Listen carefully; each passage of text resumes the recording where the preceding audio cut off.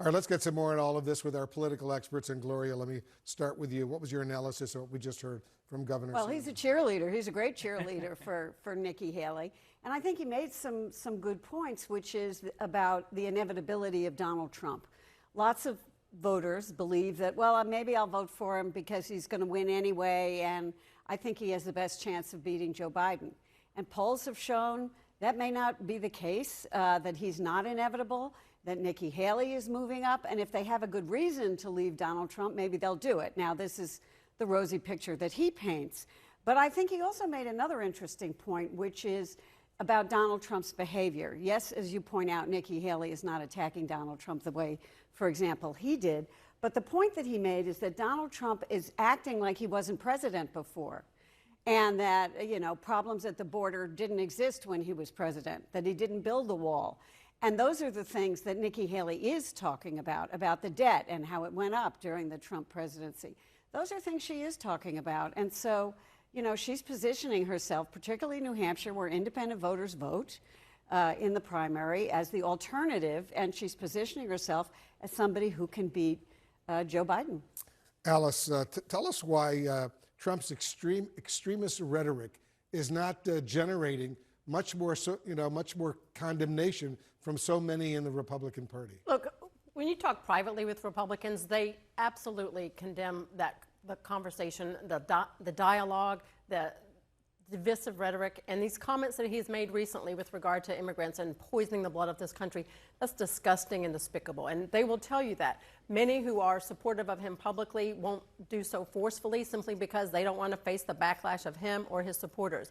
But I can tell you, as Governor Sununu just said, that kind of rhetoric, basically parroting, as many have said, parroting the words of Hitler from Mein Kampf, that is wrong, and it should not happen. And what it does, it really takes away from the real conversation that Republicans need to be having about immigration, talking about Republicans actually do support legal immigration, talking about what we can do to stop the flow of illegal immigrants into this country. We're seeing record numbers. Stop the flow of fentanyl into this country, as well as human trafficking. These are serious problems with immigration, and we should be talking about, and not these stupid comments. Well, it's Americans who are bringing fentanyl in higher numbers. But the point is, because Republicans won't denounce these comments, and that keeps Donald Trump as the person controlling the Republican Party.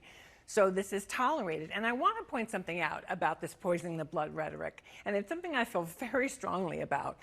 He's not just talking about immigrants. I'm biracial. Parts of my family said that my parents' union was poisoning the blood of white people, that's what I am. I am poison.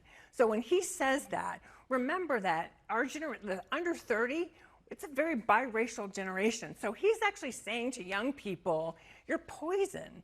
And I do think when we get to the general election, and believing that it is Trump and Biden, that is what Joe Biden is talking about when he talks about the soul of the country. And that, when we're having that conversation, that is a very different conversation than what's happening right now in the Republican primary, where there will be somebody who will speak up and speak out and say, what you said was disgusting, and you're insulting many generations of American citizens, as well as immigrants. You know, it does hit young people, more of whom are biracial. And then the question is, why is Donald Trump doing so well with younger voters and Joe Biden is losing younger voters? That's a job for the campaign, obviously, but they got to figure that one out.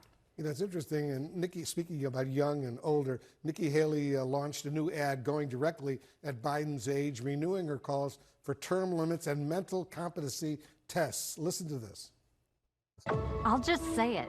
Biden's too old, and Congress is the most exclusive nursing home in America.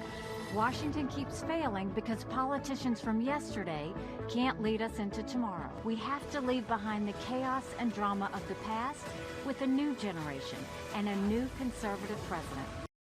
A very subtle reference to Donald Trump in there as well. The chaos and drama? Yeah, that's what instead of saying Trump, she says chaos and drama.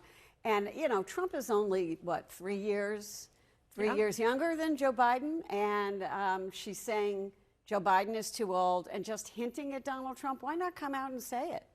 I mean, you know, there have been questions raised about Donald Trump's age lately as well, but, you know, again, it goes back to the point that you were making with Chris Sununu, which is she'll attack Trump frontally on some things, but on other things, she uses chaos and drama. Well, because there's a fear of the Trump base, right? I mean, Right. because she knows that the way to get the Republican nomination is those folks that are saying they're open to someone else, and maybe peel off a few of the Trump voters, but you can't make them angry by having such a strong frontal assault. The argument that she's making about age and mental competency tests and chaos and confusion, clearly the campaign has tested that. She's talked about that on the debate stage. She has talked about that out on the trail, and she has talked about that in many interviews. And she understands clearly this message is working. People want to see someone younger. People want to see someone with less drama. And we are in our own CNN poll. People are concerned about not just President Biden, but Donald Trump's stamina to be a president yet again, and that's something that clearly is resonating. And when you think about age, I mean, think about what Joe Biden has been spending his time doing. Congress said, we want Joe Biden to get engaged in these talks we're having, because when he gets engaged, we get a deal, right? He's been on the phone helping to get hostages home. So with Donald Trump, is that who we want having that conversation? I don't think so. I think he has to find a way to turn it to his advantage and start talking about his wisdom and his experience. Yeah. We'll see if he does that. We'll see what happens. All right, guys, thank you very, very much.